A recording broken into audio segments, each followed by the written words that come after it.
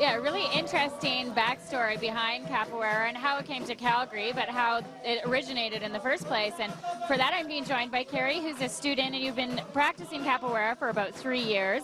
Tell us a little bit about where this martial art form started. Sure.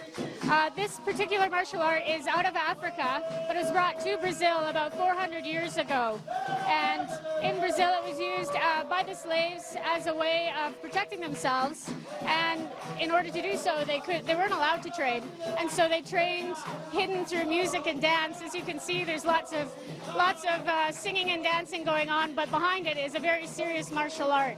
And through that, they were allowed to, or they were able to, pardon me, to learn how to defend themselves if they needed to.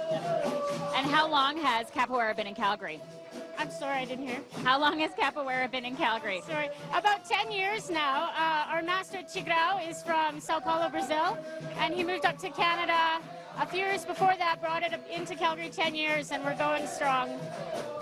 How do you learn something like this? It looks like it's fairly free form. So is there a syllabus? Do you break things down?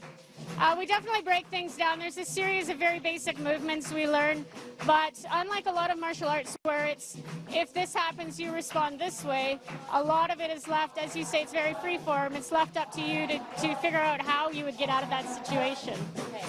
How are you navigating your partner, the other person, without having any contact? Well, there is contact at some level. We have a competition coming up in our show this weekend, and there you will definitely see contact.